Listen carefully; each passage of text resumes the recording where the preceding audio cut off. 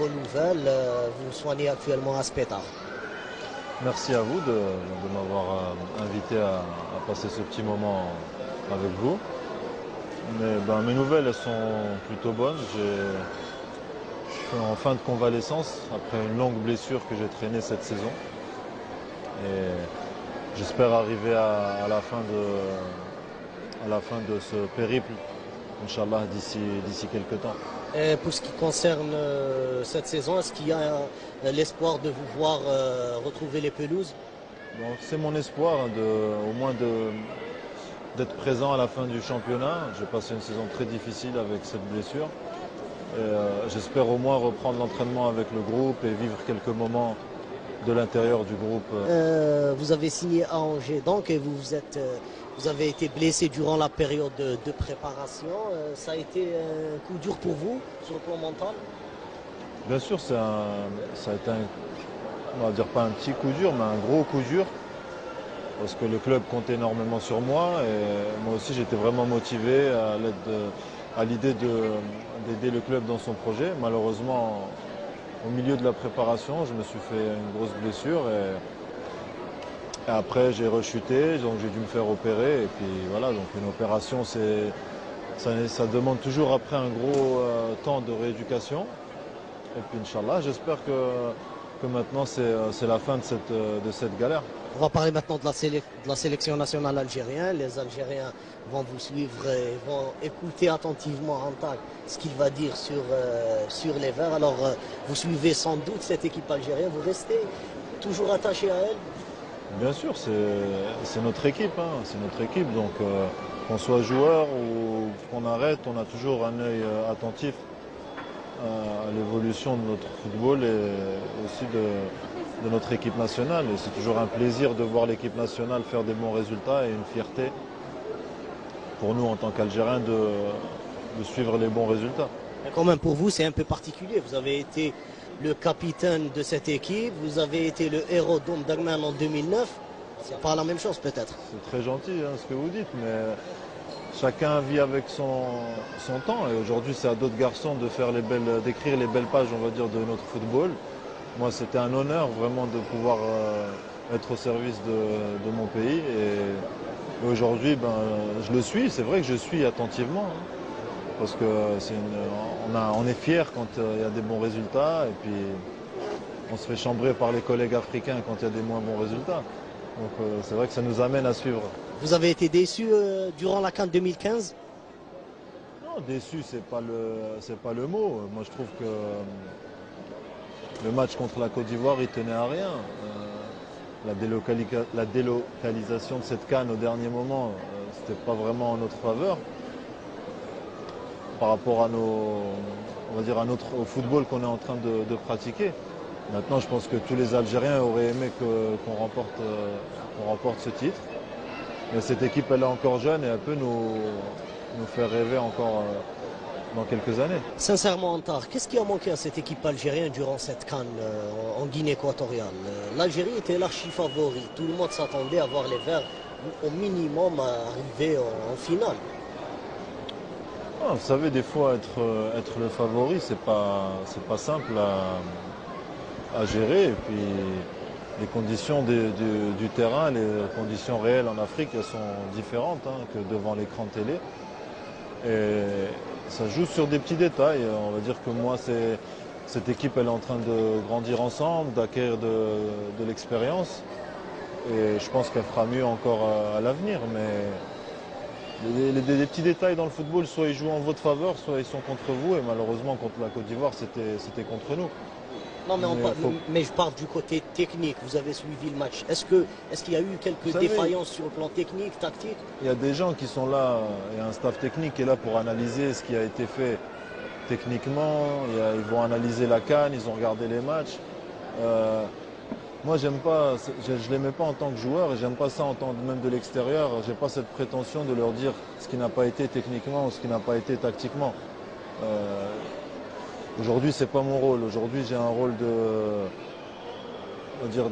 vraiment de quelqu'un qui aime l'équipe nationale et qui regarde l'équipe nationale, qui prend du plaisir à regarder, mais je suis pas dans la critique à dire ils ont fait ça qui était pas bien, ça qui était pas bien. Aujourd'hui, c'est pas mon rôle.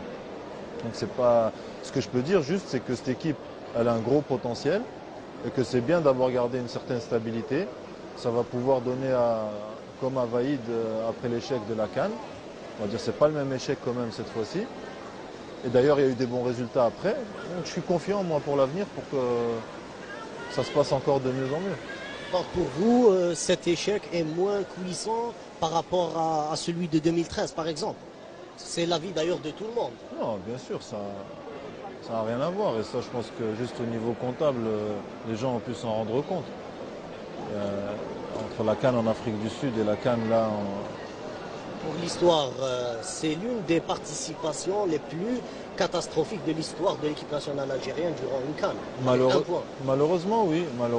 Maintenant, c'est vrai que ça a permis, après le fait d'avoir maintenu le sélectionneur, ça a permis Se qualifier en Coupe du Monde. de se qualifier en Coupe du Monde et de faire le beau parcours en Coupe du Monde avec une qualification en huitième de finale. On va dire de mettre ça juste sur l'occasion de Soudani un match, c'est 90 minutes. Il y a des moments clés dans un match, c'est sûr et certain. Maintenant, il y aurait pu avoir d'autres occasions, il y aurait pu avoir d'autres gestes décisifs d'un autre joueur. Donc c'est de dire que c'est l'occasion de Hillel qui a fait basculer le match, c'est un peu Exagéré peut-être. Oui, c'est mettre trop de responsabilités sur les épaules de Soudani. On a eu d'autres occasions qui étaient pas peut-être aussi franches, mais qui étaient pas mal. Et là, je pense que les Ivoiriens, ils ont eu un peu plus de réussite. Parce que bon, ils n'ont pas dominé le match dans sa totalité. Ouais, sur les statistiques, l'Algérie a été nettement voilà, mais vous supérieure. Savez, ça tient à rien, il y a des petits détails. À travers cette CAN, moi je pense que les joueurs vont aussi acquérir une certaine expérience, une certaine malice. Et ça va faire du bien à l'équipe. On apprend à jouer. Les conditions européennes ou les conditions en Coupe du Monde ne sont pas les mêmes qu'en Afrique. Donc Justement, quelle est la différence? Vous avez disputé 2 phases finales de Coupe d'Afrique des Nations, dont une en Afrique noire. Vous avez disputé aussi une Coupe du Monde en Afrique du Sud. Qu'est-ce qu'il y a comme différence? Le football sur le continent européen et le football en Afrique, c'est très différent. Déjà, quand vous regardez à la télé, c'est très facile d'avoir un jugement. De faire un petit constat. De faire un constat, c'est très très facile. Maintenant, quand vous savez qu'il y a un taux d'humidité qui approche les 90%, quand au bout d'un quart d'heure, vous regardez les visages des joueurs et qui sont très très marqués, et quand vous les regardez jouer en Europe, à la mi-temps, ils ne sont pas encore aussi marqués, c'est qu'il y a une raison. Je ne pense pas que c'est du cinéma. Donc c'est pas des, ça c'est des faits, c'est des faits ça. C'est pas du hasard. Et à partir de là, il y a des gens qui sont plus aptes à vivre avec ces, on va dire, à faire avec ces conditions. Et il y en a d'autres qui apprennent. Ils apprennent. Peut-être qu'ils y arrivent au bout de 4 ans, 5 ans, 6 ans. Mais on n'y arrive pas tout de suite. Et c'est pour ça que je pense que cette génération, elle a un potentiel. Ces garçons ont un potentiel ensemble. Et de continuer à bosser comme ça je suis convaincu qu'ils vont y arriver. Qu'est-ce qui vous a attiré ou plu dans cette équipe algérienne version Christian Gourcuff, c'est-à-dire durant les éliminatoires et la phase finale de la CAN aussi? On peut voir que l'équipe nationale avec Vaïd, c'était beaucoup de contre. On le veuille ou non, il y avait quand même un bloc défensif assez compact. Même si on joue avec un seul attaquant, mais on joue avec des joueurs qui prenaient les couloirs, qui allaient très très vite vers l'avant. Avec une sentinelle aussi. Avec une sentinelle, on peut dire qu'avec la sentinelle, c'est comme si on jouait avec 3 défenseurs. Parce qu'au lieu d'avoir le triangle vers le bas, on a le triangle vers le haut. Quand on joue avec Belkalem, Majid et Karl, qui est quelqu'un qui a un très très gros impact physique et qui joue souvent dans l'axe. Donc je pense que Vaïd avait vraiment voulu consolider cette partie du terrain. Après, le nouveau avec Christian Gourcuff, c'est qu'il n'y a plus de sentinelle. Et qu'il décide de jouer à un autre football qu'on lui connaît. Voilà, on va dire, il n'y a pas un mauvais et un bon. Dans le football, il y a un football qui réussit et un football qui ne réussit pas. Et on souhaite aussi, pour nous, le bien de notre pays, on souhaite que aussi la méthode de Christian Gourcuff réussisse. Justement, beaucoup critiquent Christian Gourcuff par rapport au maintien de cette stratégie de 4-4-2 durant la CAN. Bon, on n'est pas là des techniciens pour apporter un jugement, mais est-ce que vous pensez qu'il faut prendre part à toutes les rencontres avec la même stratégie et non pas par rapport aux adversaires. Vous savez, quand vous prenez un entraîneur, vous le connaissez. Et aujourd'hui, ce qui fait la force aussi des dernières années, même en termes de stratégie et de stabilité, c'est qu'il y a une confiance en l'entraîneur, en son plan de jeu. Et aujourd'hui, Christian Gourcuff, c'est un entraîneur reconnu quand même. Bien sûr. Donc, il est parti de Lorient. Aujourd'hui, Lorient éprouve de grandes difficultés. Pour assurer son maintien. C'est qu'il n'y a pas de hasard. C'est les faits qui parlent. C'est pas moi qui dis ça. Hein. C'est ce que je constate. Donc, on ne peut pas dire qu'il doit changer son 4-4-2. Lui, il connaît le groupe de l'intérieur. Il connaît les joueurs qu'il a en sa possession. Et il connaît le système avec lequel il a joué. On va dire, il ne joue pas tout le temps un 4-4-2 à plat, pourtant. Hein. Ça est arrivé qu'il joue en 4-2-3-1. Avec Brahimi qui décrochait. Voilà. Donc c'est quand même une marque de flexibilité. Maintenant, de dire à l'entraîneur faut qu'il fasse différemment, il faut avoir sa propre politique de jeu. Et chaque entraîneur, il a envie de jouer d'une certaine façon. Et les résultats, c'est eux qui vont déterminer. Sur le plan technique, la sélection nationale algérienne a montré un jeu, on va dire, plaisant durant ces éliminatoires, avec un parcours sans faute. D'ailleurs, c'est l'un des meilleurs parcours de l'équipe nationale d'Algérie durant les éliminatoires. Même avec la meilleure équipe que renfermaient les Verts durant les années 80, on n'a pas fait un tel parcours aux éliminatoires. Est-ce que cela est un indice de la réussite de cette équipe?